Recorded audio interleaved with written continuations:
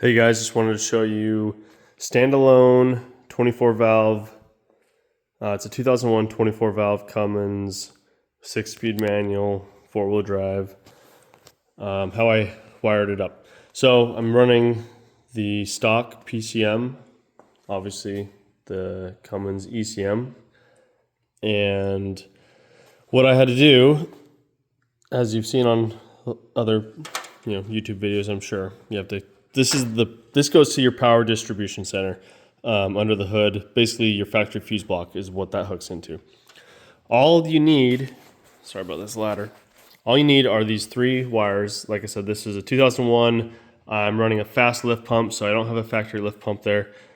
3 wires. I've got this this green with the black stripe. I've got red with a white stripe. And I've got red with a light green. And there's 2 reds with light greens. This wire is thicker. It's a bigger wire. Now let me go over this diagram here real quick with you. So your light green and black, that's going to be your keyed power. So it's hot only when you have your key on. It says run a 10 amp fuse. So that runs over. That's your ignition power. Okay, your red and white. This is your constant hot 20 amp fuse. This one kind of has splits in the PDC, in the power distribution center. Goes from there. It runs over to your fuel pump relay, but it cuts down, comes across, and it powers your injection pump. So without that wire, the VP44 will not work.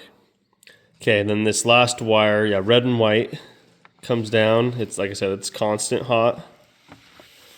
Comes down and it is fused positive, fused B positive. So it splits all there. So all you need are those 3 wires. Obviously you'll need your grounds hooked up. I used the factory ground here. It's just getting all set up. I'll be swapping a cab onto this frame. So yeah, just without the factory lift pump, so I'll be running just a fast lift pump. Here, I'll just show you real quick. Fast lift pump's running off of that separate.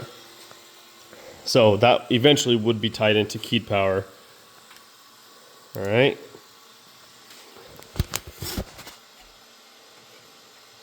Then starter.